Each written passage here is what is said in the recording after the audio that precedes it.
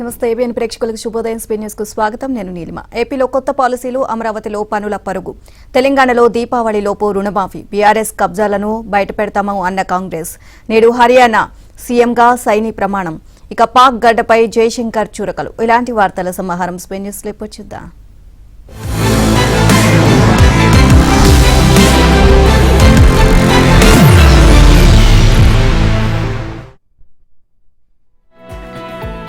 ఏపీలో ప్రతి కుటుంబం నుంచి ఒక వ్యాపారవేత్త తయారయ్యేలా 5 ఏళ్లలో యువతకు 20 లక్షల ఉద్యోగాల కల్పనే లక్ష్యంగా 6 పాలసీలను రూపొందించామని ముఖ్యమంత్రి చంద్రబాబు వెల్లడించారు. రాష్ట్ర మంత్రిమండలి ఆమోదించిన 6 పాలసీలు గేమ్ చేంజర్లుగా నిలుస్తాయి అని వ్యాఖ్యానించారు. పారిశ్రామికవేత్తలకు మళ్లీ నమ్మకం కుదిరేందుకు గాను అన్ని చర్యలు తీసుకుంటున్నాము అని తెలియజేశారు. అమరావతి ఏకైక రాజధానిగా ఉంటుంది అని పునరుద్ఘాటించారు. విశాఖ ఆర్థిక రాజధానిగా ఉంటుంది అని, కర్నూలుకు హైకోర్టు బెంచ్ వస్తుంది అని తెలిపారు. ఇక మంత్రివర్గ సమావేశం అనంతరం వెలగపూడి సచివాలయంలో మంత్రులు కొలుసు పార్థసారథి, కొండపల్లి శ్రీనివాస్, టీజీ భరత్లతో కలిసి చంద్రబాబు మీడియాతో మాట్లాడారు. పెట్టుబడుల ఆకర్షణ, ఉద్యోగాల కల్పన లక్ష్యంగా electronic, industrial, clean energy, Andhra Pradesh food processing development, MSME policy, plug and play industrial పాలసీలను తీసుకువచ్చామని చంద్రబాబు తెలియజేశారు. రాష్ట్రంలో 2047 నాటికి 30 లక్షల కోట్ల రూపాయల పెట్టుబడులను ఆకర్షించేలా పారిశ్రామిక విధానాన్ని అమలు చేస్తాం. వచ్చే నెల మొదటి వారంలో స్వర్ణాంధ్ర విజన్ డాక్యుమెంట్ ను విడుదల చేస్తామని సీఎం చంద్రబాబు అన్నారు. ఎలక్ట్రానిక్స్, డిజిటల్ పరికరాల ఉత్పత్తుల తయారీ హబ్ గా ఆంధ్రప్రదేశ్ నిలిచేలా రాష్ట్ర సర్కార్ ప్రత్యేక ఎలక్ట్రానిక్స్ పాలసీని ప్రకటించింది. దీనికి ఆంధ్రప్రదేశ్ ఎలక్ట్రానిక్స్ తయారీ పాలసీ 4.0 అనే పేరును ప్రభుత్వం ఖరారు చేసింది. సీఎం చంద్రబాబు నేతృత్వంలో జరిగిన కేబినెట్ లో ఈ పాలసీని ఆమోదించారు. అమరావతి నిర్మాణ పనులు ఇక పరుగులు పెట్టనున్నాయి. వివిధ దశల్లో ఉన్న పనులకు డిసెంబర్ లోపు టెండర్లు పిలిచి 2 ఏళ్లలో పూర్తి చేసేలా ప్రణాళిక రూపొందించారు. అమరావతి సచివాలయంలో సీఎం చంద్రబాబు అధ్యక్షతన సిఆర్టీ అథారిటీ 38వ సమావేశం జరిగింది. సమావేశంలో తీసుకున్న నిర్ణయాలను మంత్రి పొంగూరు నారాయణ మీడియాకు తెలియజేశారు. అమరావతి నిర్మాణానికి సంబంధించిన 7 అంశాలకు అథారిటీ ఆమోదం తెలిపింది. అమరావతి నిర్మాణాలను షెడ్యూల్ ప్రకారం ముందుకు తీసుకువెళ్లాలని నిర్ణయించాం. అమరావతి బ్లూ ప్లాన్ కోసం డిపిఆర్ తయారీకి కన్సల్టెంట్ నియామకానికి అథారిటీ ఆమోదం తెలిపింది. 2014కు ముందు అమరావతిలో 3600 అపార్ట్మెంట్ల నిర్మాణం చేపట్టాం. ఎమ్మెల్యేలు, ఎమ్మెల్సీలు, ఐఏఎస్లకు 18 టవర్లు నిర్మించాలి అని నిర్ణయించగా ఈ పనులన్నీ వివిధ దశల్లో నిలిచిపోయాయి. 524 కోట్లతో ఈ పనులు చేపట్టేందుకు అథారిటీకి అనుమతులు ఇచ్చాం. ఈ పనులకు 2-3 రోజుల్లో టెండర్లు పిలుస్తాం. 160 కోట్లకు 2,42,481 చదరపు అడుగుల్లో సిఆర్టీఏ కార్యాలయం నిర్మాణానికి అథారిటీ ఆమోదం తెలిపింది. డిసెంబర్ 31 లోపు 360 ట్రంక్ రోడ్ల నిర్మాణానికి టెండర్లు పిలుస్తాం. ఎంత వాన వచ్చినా కొండవీటి వాగు, పాలవాగులతో వరదలు రాకుండా ప్రణాళికలు రూపొందించాం. రాజధానిలో ఎన్ని తుఫానులు వచ్చినా నష్టం లేకుండా నిర్మాణాలు ఉంటాయి. రాజధాని టెండర్లన్నీ డిసెంబర్ నెలాఖరులోపు పూర్తవుతాయి. అసెంబ్లీ, హైకోర్టు భవనాల పనులకు జనవరి నెలాఖరులోపు టెండర్లు పిలుస్తాం. ఈ పనులన్నీ 2 ఏళ్లలోపు పూర్తవుతాయి అని మంత్రి నారాయణ తెలియజేశారు. వ్యక్తిగత అవసరాలకు వాగులు, వంకల్లోని ఇసుకను ఉచితంగా తవ్వుకొని తీసుకువెళ్లడానికి అనుమతించాలని ఏపీ మంత్రివర్గ సమావేశం నిర్ణయించింది. సీఎం చంద్రబాబు అధ్యక్షతన కేబినెట్ భేటీ జరిగింది. ఇసుకను ఉచితంగా ఇస్తామని వాగ్దానం చేశామని అన్నారు సీఎం చంద్రబాబు. రాష్ట్రంలో అనేక చోట్ల వాగులు, వంకలు ఉన్నాయి. వాటిలో ఎక్కడైనా ఎవరైనా తమ సొంత అవసరాల కోసం ఉచితంగా ఇసుకను తవ్వుకొని తీసుకుని వెళ్లవచ్చు అని అన్నారు. ఇక ఎడ్ల బళ్లు, ట్రాక్టర్లతో రవాణా చేసుకోవచ్చు. వాటిని ఎవరూ ఆపరు. దానికి ఏ అనుమతి అక్కర్లేదు. ఎవరికి పైసా చెల్లించాల్సిన అవసరం లేదు. పెద్ద నదుల విషయంలో మాత్రం నిబంధనలు పాటిస్తాం. లారీలకు టన్నుల పరిమితి లేదు. వాటి సామర్థ్యాన్ని బట్టి అనుమతి ఇస్తాం. ఇకపై ఇసుక తక్కువ ధరకు లభించాలి. 10 రోజుల్లో ఈ తేడా కనిపించాలి. ఎవరైనా ఇసుకను బ్లాక్ చేసి అధిక ధరలకు అమ్మితే ఊరుకునేది లేదు. ఆన్లైన్ బుకింగ్ విధానం కొనసాగుతుంది అని పేర్కొన్నారు.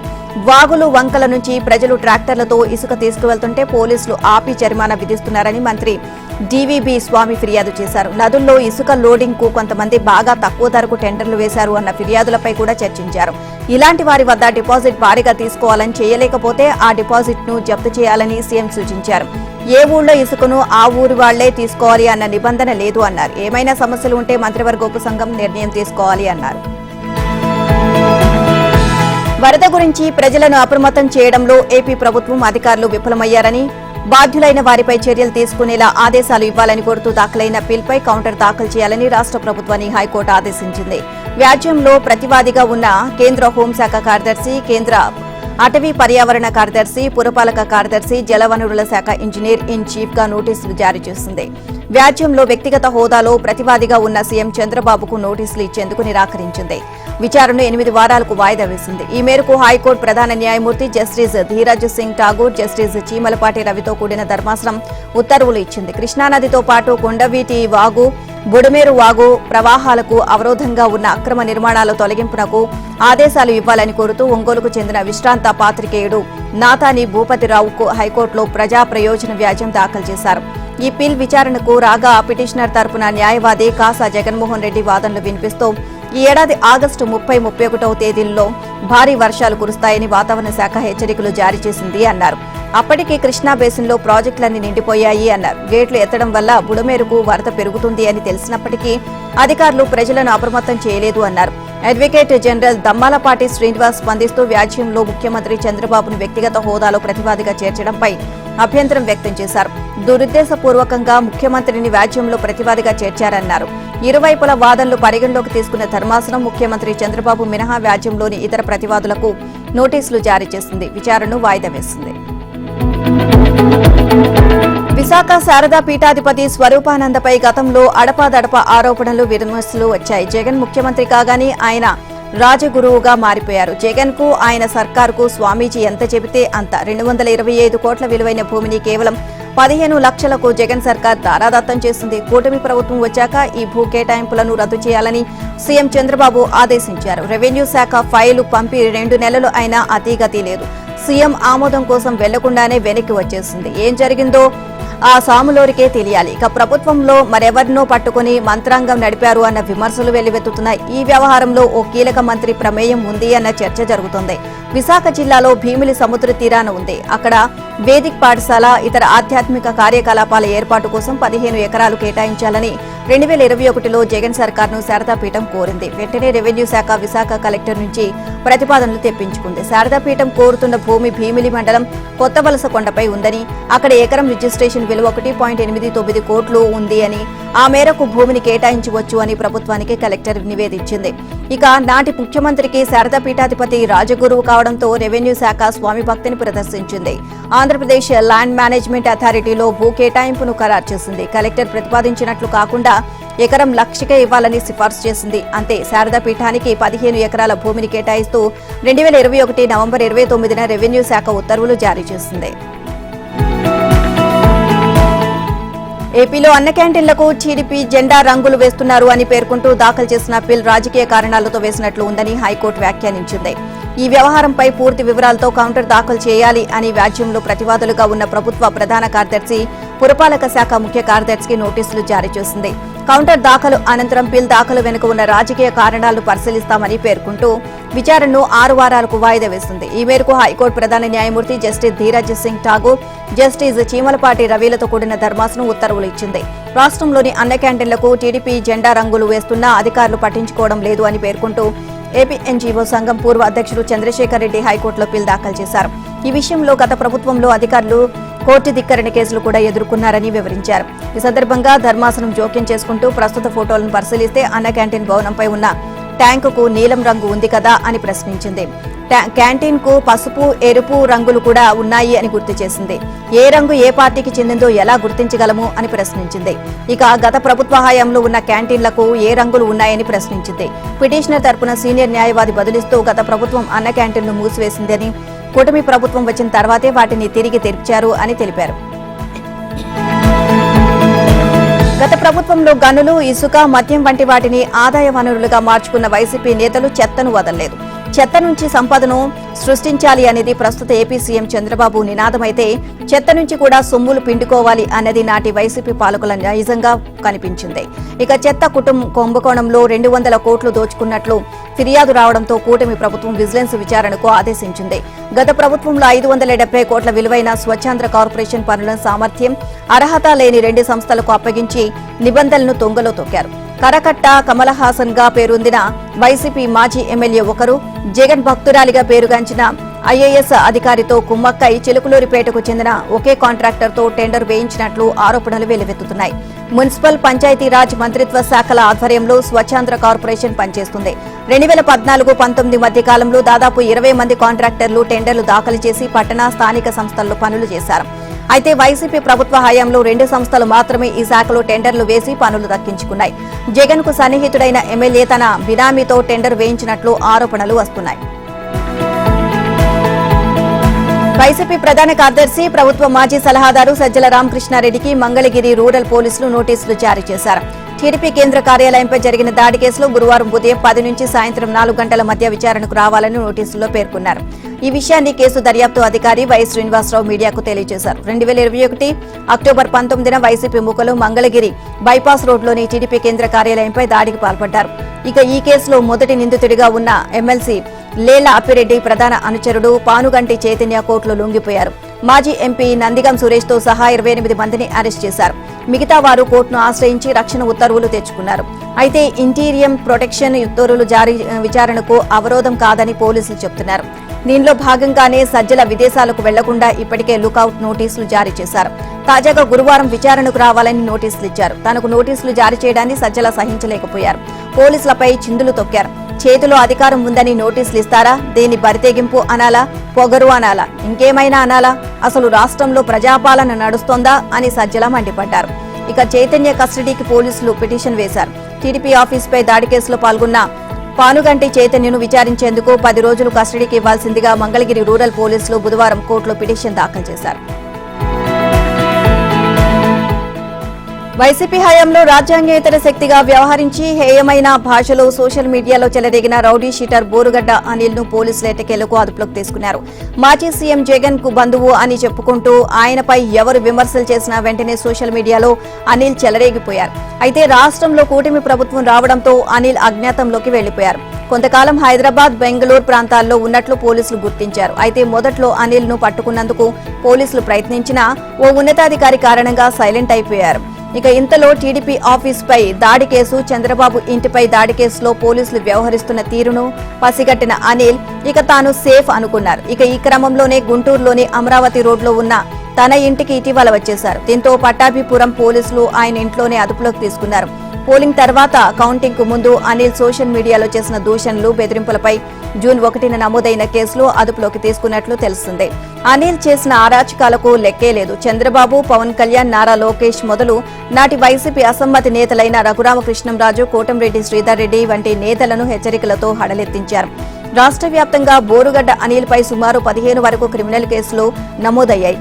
అరెండల్పేట పోలీస్ స్టేషన్లో రౌడీ షీట్ తెరిచారు. క్యాడర్ వివాదంలో ఉన్న ఐఏఎస్ అధికారులకు తెలంగాణ హైకోర్టులోనూ ఎదురు దెబ్బ తగిలింది. ఈ నెల 16న ఎవరికి కేటాయించిన రాష్ట్రాల్లో వారు రిపోర్ట్ చేయాలి అంటూ కేంద్ర పరిపాలనా ట్రిబ్యునల్ ఇచ్చిన ఆదేశాలపై స్టే ఇవ్వాలని కోరుతూ 7 ఐఏఎస్ అధికారులు హైకోర్టులో లంచ్ మోషన్ పిటిషన్ దాఖలు చేశారు. ఈ పిటిషన్లను అత్యవసరంగా విచారించేందుకు ధర్మాసనం అంగీకరించింది. పిటిషన్లను విచారణకు స్వీకరించింది. విచారణ సందర్భంగా ధర్మాసనం పలు కీలక వ్యాఖ్యలు చేసింది. ఐఏఎస్లో అయినంత మాత్రాన స్టే ఇవ్వాలా అని ప్రశ్నించింది. ఎవరి రాష్ట్రాల్లో వారు రిపోర్ట్ చేయాల్సిందేనని స్పష్టం చేసింది. కేంద్ర సిబ్బంది శిక్షణ వ్యవహారాల శాఖ ఇచ్చిన ఉత్తర్వులపై స్టే ఇవ్వడానికి హైకోర్టు నిరాకరించింది. క్యాట్లో నవంబర్ 4న విచారణ ఉన్న నేపథ్యంలో ఇప్పటివరకైనా రిలీవ్ చేయకుండా మధ్యంతర ఉత్తర్వులు ఇవ్వాలని విజ్ఞప్తిని ధర్మాసనం తోసిపుచ్చింది. పిటిషనర్ల తరపున సీనియర్ న్యాయవాదులు వాదనలు వినిపించారు. పిటిషనర్ల వాదనలు వ్యక్తిగతంగా విని స్పీకింగ్ ఆర్డర్ ఇవ్వాలి అని అదే ధర్మాసనం డీఓపీటీకి ఆదేశాలు ఇచ్చిందని గుర్తు చేశారు. సోమేష్ కుమార్ తీర్పునకు పిటిషనర్లు కేసులకు సంబంధం లేదు అన్నారు. ఆయా అధికారుల సేవలు తామే వినియోగించుకుంటామని, వారిని రిలీవ్ చేయడానికి 15 రోజుల సమయం కావాలి అని తెలంగాణ, ఏపీ ప్రభుత్వాలు ఇచ్చిన లేఖలను ధర్మాసనానికి సమర్పించారు. డీఓపీటీ తరపున అదనపు సొలిసిటర్ జనరల్ నరసింహ శర్మ వాదనలు వినిపిస్తూ ఉద్యోగులను కేటాయించే పని కోర్టుది కాదని, కేంద్రం నిర్ణయమే అంతిమము అని పేర్కొంటున్న సోమేష్ కుమార్ తీర్పు దీనికి ఆధారంగా ఉంది అని గుర్తు చేశారు. ముందు పిటిషనర్లు ఎక్కడివారు అక్కడ రిపోర్ట్ చేయాలి అని తెలిపారు. శ్రీశైలం ఎడమగట్టు కాలువ సొరంగం పనులను 2026 డిసెంబర్ కల్లా పూర్తి చేయాలని తెలంగాణ మంత్రి ఉత్తమ్ కుమార్ రెడ్డి అధికారులను ఆదేశించారు. ఎస్ఎల్బీసీ సొరంగంతో రోజుకు 4,000 క్యూసెక్ల నీరు గ్రావిటీ ద్వారా అందుతుంది అని, దీనివల్ల ఏటా 200 కోట్ల కరెంటు బిల్లులు ఆదా అవుతాయని చెప్పారు. జలసౌదలో దేవరకొండ, మిర్యాలగూడ అసెంబ్లీ నియోజకవర్గాలకు చెందిన ప్రాజెక్టులపై ఆయన సమీక్ష నిర్వహించారు. ఎస్ఎల్బీసీ పూర్తి కోసం ఇటీవలే అంచనాలను సవరించి 4,637 కోట్లతో ప్రాజెక్టును ఆమోదించామని తెలిపారు. ఎస్ఎల్బీసీ సొరంగాన్ని వేగంగా పూర్తి చేయడానికి అవసరమైన చర్యలు తీసుకుంటామని నిర్మాణ సంస్థ ప్రతినిధులు మంత్రికి వివరించారు. SLBC high level canal lining పనులను 440 కోట్లతో చేపడుతున్నామని, ఈ కాలువల ద్వారా 4 లక్షల ఎకరాలకు సాగునీరు అందుతుంది అని తెలియజేశారు. డిండి ఎత్తిపోతల పథకం ద్వారా నల్లగొండ జిల్లాలో 3.41 లక్షల ఎకరాలకు సాగునీటితో పాటు 200 గ్రామాలకు తాగునీటి సౌకర్యం అందుతుంది అన్నారు. ఇక నక్కలగండి ప్రాజెక్టును వేగంగా పూర్తి చేస్తాము అని తెలిపారు. బీఆర్ఎస్ హయాంలో కట్టిన చెక్ డ్యాములు దెబ్బతిన్నాయని, నిర్మాణాల్లో లోపాలపై విచారణ జరపాలని మంత్రి ఆదేశించారు. ఇదో పెద్ద కుంభకోణమని, బాధ్యులపై చర్యలు తీసుకోవాలి అని చెప్పారు. ఈ సందర్భంగా పొగిళ్ల, కంబాలపల్లి, అంబబా భవానీ, ఇక ఏకేబీఆర్, పెద్దగట్టు, దున్నపోతుల గండి, వీర్లపాలెం, జానంపాడు తదితర ఎత్తిపోతల పథకాలపై చర్చ జరిగింది. వీటికి తగిన డిజైన్లు ఖరారు చేయాలని మంత్రి ఆదేశించారు. వరంగల్ లోక్సభ నియోజకవర్గ పరిధిలో తాము నిర్వహించాల్సిన పనుల్లోని మంత్రి కొండా సురేఖ జోక్యం పెరిగిపోయింది అంటూ టీపీసీసీ చీఫ్ మహేష్ కుమార్ గౌడ్కు ఆ పార్టీ ఎమ్మెల్యేలు, నేతలు ఫిర్యాదు చేశారు. ఈ విషయంలో జోక్యం చేసుకుని ఆమెను నియంత్రించాలి అని కోరారు. వరంగల్ లోక్సభ నియోజకవర్గ పరిధిలోని 6 కాంగ్రెస్ ఎమ్మెల్యేలు, 2 డీసీసీ అధ్యక్షులు, 1 ఎమ్మెల్సీ మహేష్ కుమార్ గౌడ్ ను ఓల్డ్ ఎమ్మెల్యే క్వార్టర్స్ లోని ఆయన కార్యాలయంలో కలిశారు. ఈ సందర్భంగా తమ నియోజకవర్గాల్లో మంత్రి కొండా సురేఖ జోక్యం ఎక్కువైంది అని ఆయన దృష్టికి తీసుకొచ్చారు. ప్రభుత్వ కార్యక్రమాల్లో ప్రోటోకాల్ సైతం సరిగా పాటించట్లేదు అంటూ ఫిర్యాదు చేసినట్లు తెలుస్తోంది. ఇక అన్ని విషయాల్లోనూ మంత్రి జోక్యం చేసుకుంటూ ఇబ్బందికరమైన వాతావరణాన్ని కలిగిస్తున్నారు అని అన్నారు. పార్టీ భవిష్యత్తును దృష్టిలో పెట్టుకుని తాము ఓపిక పడుతున్నాము అని, ఇదే కొనసాగితే స్థానిక సంస్థల ఎన్నికల్లో పార్టీకి ఇబ్బంది కలగదా అని ప్రశ్నించారు. ఈ పరిస్థితులను నియంత్రించాలి అని టీపీసీసీ చీఫ్ ను వారు కోరారు. కాగా ఇదే అంశంపైన వారు పార్టీ రాష్ట్ర వ్యవహారాల ఇన్ఛార్జి దీపాదాస్ మున్షిని కలిసి ఫిర్యాదు చేశారు. అధిష్టానానికి లేఖ రాశారు. కార్యకర్తల అత్యుత్సాహంతో తలెత్తిన ఈ సమస్యలను మాట్లాడి పరిష్కరిస్తాము అంటూ మహేష్ కుమార్ గౌడ్ ఎమ్మెల్యేలు, నేతలకు హామీ ఇచ్చినట్లు తెలిసింది. సురేఖపై ఫిర్యాదు చేసిన ఎమ్మెల్యేల్లో నాయని రాజేందర్ రెడ్డి, కడియం శ్రీహరి, నాగరాజు, గండ్ర సత్యనారాయణరావు, యశస్విని రెడ్డి తదితరులు ఉన్నట్లు పార్టీ వర్గాలు. 2 లక్షల రుణాలు ఉన్న 4 లక్షల మంది రైతులకు దీపావళిలోపు రుణమాఫీ చేస్తామని తెలంగాణ మంత్రి తుమ్మల నాగేశ్వరరావు ప్రకటించారు. నల్గొండ జిల్లాలో మంత్రి కోమటిరెడ్డి వెంకటరెడ్డి, ఎంపీ కందుకూరి రఘువీర్తో కలిసి తుమ్మల పర్యటించారు. నల్లగొండలో ధాన్యం కొనుగోలు కేంద్రాన్ని ప్రారంభించారు. నాగార్జున సాగర్ నియోజకవర్గంలో 36 కోట్లతో చేపట్టిన రోడ్డు పనులకు శంకుస్థాపన చేశారు. అనంతరం నెడమనూరు హాలియా మార్కెట్ కమిటీ పాలక వర్గాల ప్రమాణ స్వీకార కార్యక్రమంలో పాల్గొని మాట్లాడారు. ఇచ్చిన మాటకు కట్టుబడి ఆర్థికంగా ఇబ్బందులు ఎదురైన రుణమాఫీ పథకాన్ని అమలు చేస్తున్నాము అని తుమ్మల చెప్పారు. 22 లక్షల రేషన్ కార్డులు ఉన్న రైతులకు ఇదివరకే 18,000 కోట్ల రుణమాఫీ చేశామని, కార్డులు లేని 4 లక్షల మంది రైతులకు ఈ నెలాఖరుకు వారి ఖాతాల్లో రుణమాఫీ డబ్బులు జమ చేస్తాము అని తెలిపారు. 2 లక్షల పైన రుణాలు ఉన్న రైతులకు కూడా రుణాలు మాఫీ చేసేందుకు షెడ్యూల్ ప్రకటిస్తామని చెప్పారు. ఈ పంట కాలంలోనే 31,000 కోట్ల రుణమాఫీని చేసి తీర్తామని మంత్రి స్పష్టం చేశారు. దీంతో పాటు పంట కాలానికి 7,500 రైతు రుణ భరోసా ఇచ్చేందుకు నిర్ణయించామని, ఎన్ని ఇబ్బందులు వచ్చినా రైతు భరోసా ఇస్తాము అని వెల్లడించారు. పంటల బీమా పథకాన్ని కొనసాగిస్తామని, ప్రభుత్వమే ప్రీమియం చెల్లించి బీమా ఇచ్చే విధంగా చర్యలు తీసుకుంటున్నట్లు తుమ్మల ప్రకటించారు. అనంతరం మంత్రి కోమటిరెడ్డి వెంకటరెడ్డి మాట్లాడుతూ ప్రతిపక్ష నాయకుడిగా అసెంబ్లీకి వచ్చి ప్రజా సమస్యలపై చర్చించాల్సిన అవసరం కేసీఆర్ కు లేదా అని నిలదీశారు. కేసీఆర్ అసెంబ్లీకి ఎందుకు రావడం లేదో ప్రజలకు సమాధానం చెప్పాలి అని డిమాండ్ చేశారు. జీహెచ్ఎంసీ పరిధిలోని పలు అధికారాలను హైడ్రాకు బదలాయిస్తూ తెలంగాణ పురపాలక శాఖ ఉత్తర్వులు జారీ చేసింది. జీహెచ్ఎంసీ 1955 చట్టంలోని సెక్షన్ 374B ప్రకారం చెరువులు, పార్కులు, ప్రభుత్వ ఖాళీ స్థలాలు, రోడ్లు, డ్రైనేజీల పరిరక్షించాల్సి ఉంటుంది. మరి ఈ అధికారాలను హైడ్రాకు బదిలీ చేయాలి అని నిర్ణయించిన ప్రభుత్వం మంత్రివర్గ ఆమోదంతో ఆర్డినెన్స్ ప్రతిపాదనలు గవర్నర్కు పంపింది. దీన్ని ఆమోదిస్తూ ఈ నెల 3వ తేదీన గవర్నర్ గెజిట్ విడుదల చేశారు. ఈ మేరకు తాజాగా పురపాలక శాఖ జీవో 191ను జారీ చేసింది. ఆర్డినెన్స్ జీవో జారీతో హైడ్రా చర్యలకు సంబంధించి న్యాయపరమైన ఇబ్బందులు ఉండవని అధికార వర్గాలు చెబుతున్నాయి. తాజా అధికారాలతో ఆక్రమణలకు సంబంధించి హైడ్రా నోటీసులు జారీ చేయనుంది. ఆయా నిర్మాణదారులు సంబంధిత అనుమతి పత్రాలు, అవసరమైన డాక్యుమెంట్లు సమర్పించని పక్షంలో స్పీకింగ్ ఆర్డర్స్ జారీ చేస్తుంది. వారు ఇచ్చే వివరణ అప్పటికీ సహేతుకంగా లేకుంటే నిర్మాణం కూల్చివేత, సీజ్ చేసే అధికారం హైడ్రాకు ఉంటుంది. చెరువులు, పార్కుల్లో అక్రమ నిర్మాణాలపై ఆదిలో ఉక్కుపాదం మోపిన హైకోర్టు ఆదేశాల నేపథ్యంలో కొంతకాలంగా ఆచితూచి వ్యవహరిస్తున్నారు.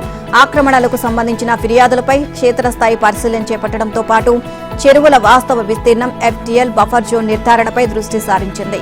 ఇందుకోసం సర్వే ఆఫ్ ఇండియా NRSC సాంకేతిక సహకారం తీసుకుంటోంది. జీవో జారీ నేపథ్యంలో ఇక నుంచి చట్టపరంగా ముందుకు వెళ్లాలి అని సంస్థ భావిస్తోంది. పేదల ఇళ్లు కూల్చి బిల్డర్లు, వ్యాపారవేత్తలు భయపెట్టి డబ్బు వసూలు కోసమే రేవంత్ సర్కార్ హైడ్రా తెచ్చింది అని బీఆర్ఎస్ వర్కింగ్ ప్రెసిడెంట్ కేటీఆర్ ఆరోపించారు. పేదలకు తాము అండగా ఉంటామని క్షేత్రస్థాయిలో పర్యటించి బస్తీలు, కాలనీలో వారి భరోసా కల్పిస్తామని అన్నారు. తెలంగాణ భవన్లో హైదరాబాద్కు చెందిన పార్టీ ఎమ్మెల్యేలు, ఎమ్మెల్సీలు, కార్పొరేటర్లతో ఆయన సమావేశమయ్యారు. అక్రమ నిర్మాణమైతే నా ఫామ్ హౌస్ ను కూల్చేయండి అని కేటీఆర్ అన్నారు. ఉన్నవాళ్ల ఇళ్లను కూల్చండి తప్ప హైడ్రా పేరుతో పేదల ఇళ్లను కూల్చి వారిని రోడ్డుపాలు చేయొద్దు అని అన్నారు. ఇక రాష్ట్రం దివాలా తీసిందని ప్రచారం చేస్తూ తెలంగాణ పట్ల అందరూ నమ్మకం కోల్పోయేలా రేవంత్ రెడ్డి అసమర్థ పాలన సాగిస్తున్నారని విమర్శించారు. 1,50,000 కోట్లతో చేపడుతున్న మూసీ సుందరీకరణ వెనుక భారీ కుంభకోణం ఉందని, దానికోసం నిధులు ఎక్కడి నుంచి తెస్తారు అని ప్రశ్నించారు. నగరంలో చాలా చోట్ల కాంగ్రెస్ హయాంలో అనుమతులు ఇచ్చి ఇప్పుడు కూల్చుతున్నారు అని డిప్యూటీ సీఎం భట్టికి తెలీదా అని ప్రశ్నించారు. వికారాబాద్ జిల్లాలో రైడర్ స్టేషన్ పనులకు శంకుస్థాపన సందర్భంగా జరిగిన సమావేశంలో సీఎం రేవంత్ రెడ్డి చేసిన ప్రసంగం ఆశ్చర్యం కలిగించింది అని కేటీఆర్ అన్నారు. ఆయన కాంగ్రెస్ ముఖ్యమంత్రేనా లేక బీజేపీలో ఉన్నారా అర్థం కావడం లేదు అన్నారు. ఉన్నట్టుండి ఆయనకు దేశ రక్షణ గుర్తొచ్చింది అని, గతంలో ఆయన ఆర్మీలో ఏమైనా పనిచేశారా అంటూ ఎద్దేవా చేశారు. రేడార్ స్టేషన్తో స్థానికులకు ఒక్క ఉద్యోగం కూడా రాదని, పర్యావరణానికి నష్టం కలిగించే ఈ ప్రాజెక్టును అనుమతి ఇవ్వడం తగదు అని అన్నారు. అధికారంలో ఉన్నప్పుడు బీఆర్ఎస్ నేతలు ఎక్కడికక్కడ కబ్జాలు చేశారో బయటకు తీస్తున్నాము అని, ఆ వివరాలన్నీ త్వరలోనే బయట పెడతాము అని టీపీసీసీ అధ్యక్షుడు మహేష్ కుమార్ గౌడ్ తెలియజేశారు. ఈ విషయంలో ఎవరిని విడిచిపెట్టే ప్రసక్తే లేదని స్పష్టం చేశారు. మూసీతో పాటు చెరువులను పునరుద్ధరించి హైదరాబాద్కు పూర్వ వైభవం తీసుకొస్తామని స్పష్టం చేశారు.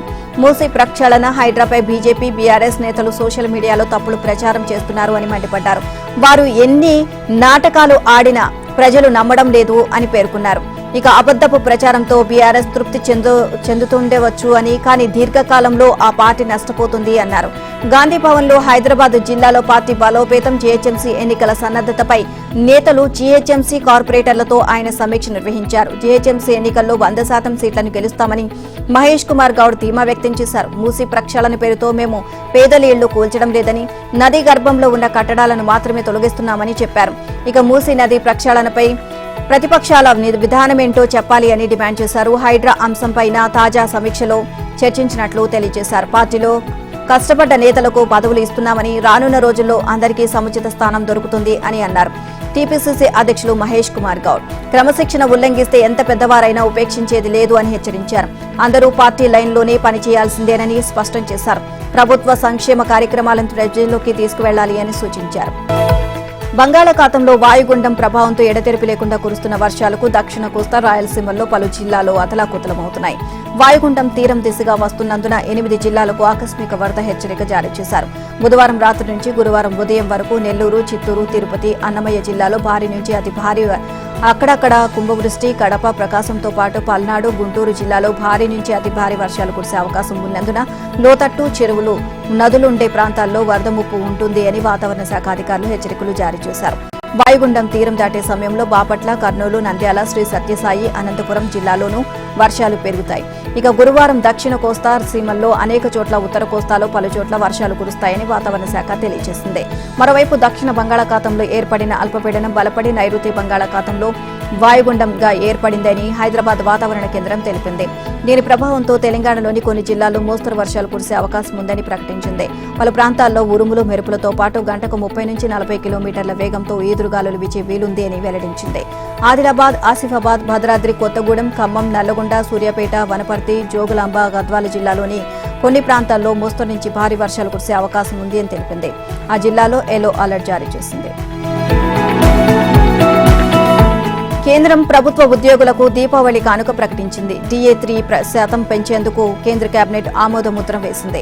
6 రబీ పంటల కనీస మద్దతు ధర పెంపునకు కూడా గ్రీన్ సిగ్నల్ ఇచ్చింది. ప్రధాని మోదీ అధ్యక్షతన జరిగిన కేబినెట్ భేటీలో తీసుకునే నిర్ణయాలను కేంద్ర మంత్రి అశ్విని వైష్ణవ్ తెలియజేశారు. తాజా పెంపుతో ఇప్పటి వరకు ఉన్న 50% డీఏ 53%కి చేరింది. పెంచిన డీఏను ఈ ఏడాది జూలై 1వ తేదీ నుంచి అమలు చేయనున్నారు. దీనివల్ల ప్రభుత్వ ఖజానాపై 9,448 కోట్ల అదనపు భారం పడుతుంది అని కేంద్ర మంత్రి తెలియజేశారు.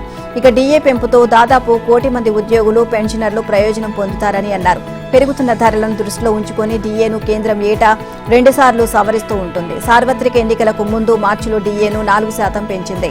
ఉత్తరాదిలో ప్రధాన పంట అయిన గోధుమల కనీస మద్దతు ధర క్వింటాలకు 150 పెంచింది. దీంతో 2,275 నుంచి 2,425కు పెరిగింది.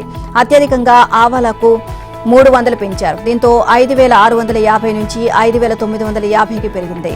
ఇక మసూర్ పప్పునకు 275, ఇతర పప్పు ధాన్యాలకు 210, పొద్దుతిరుగుడుకు 140, బార్లీకి 130 పెంచారు.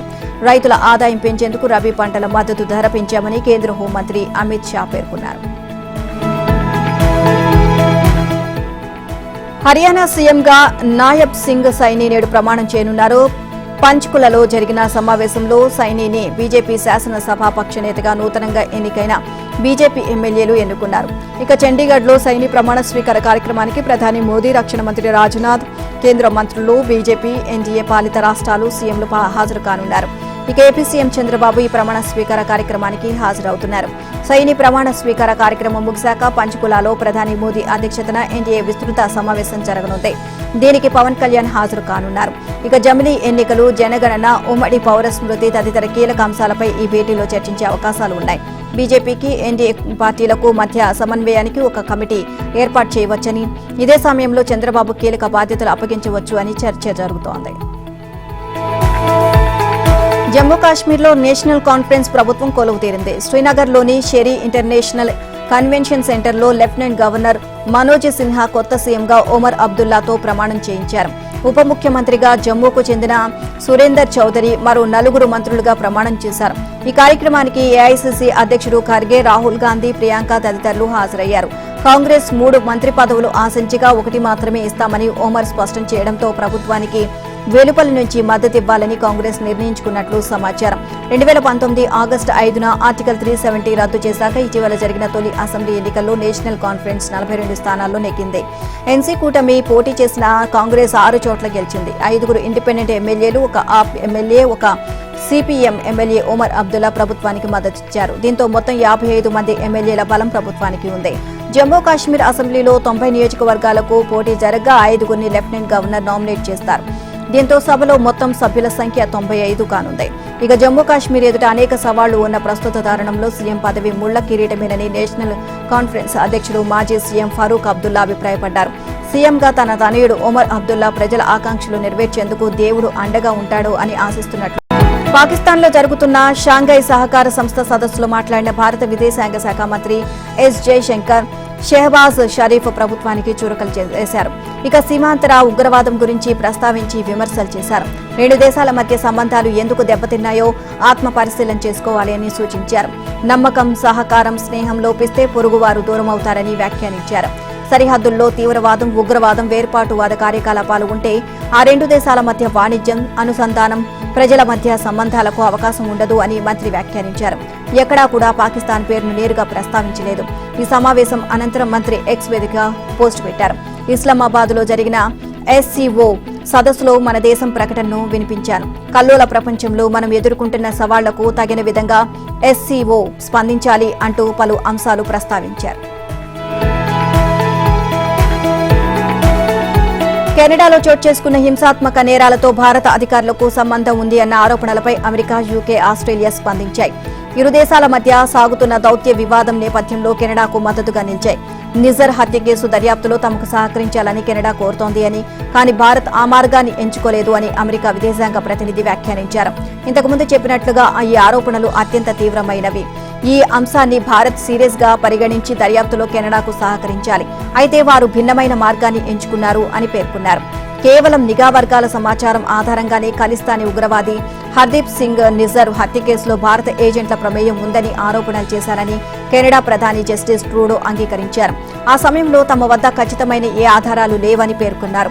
ఇక కెనడా వ్యవహారాల్లో విదేశీ జోక్యంపై నిర్వహించిన విచారణ కమిషన్ ముందు హాజరై ఆయన మాట్లాడారు. భారత్పై మోపిన ఆరోపణలపై ప్రస్తావిస్తూ ప్రాథమిక సమాచారం మేరకే నిజర్ హత్య కేసుపై మాట్లాడారు. స్పష్టమైన సాక్ష్యం ఏదీ లేదు. ఇదే విషయమై సహకరించాలి అని భారత్ను కెనడా కోరింది. భారత్ ఆధారాలు కావాలి అని కోరారు. అయితే ఆ సమయంలో కెనడా వద్ద నిఘా వర్గాల సమాచారం మాత్రమే ఉంది అని వ్యాఖ్యానించారు. ఇదే విషయాన్ని G20 సమావేశాల సమయంలో ప్రధాని మోదీ దృష్టికి తీసుకువెళ్లాను అని చెప్పారు. అయితే కెనడాలో భారత ప్రభుత్వానికి వ్యతిరేకంగా ఉన్న వారిని అరెస్టు చేయాలి అని సూచించారని అన్నారు. ఏదేమైనా G20 నుంచి తమ దేశానికి వచ్చాకే తెలిసింది కెనడాను విమర్శించే ధోరణి భారత్ అవలంబిస్తోంది అని స్పష్టమైంది అని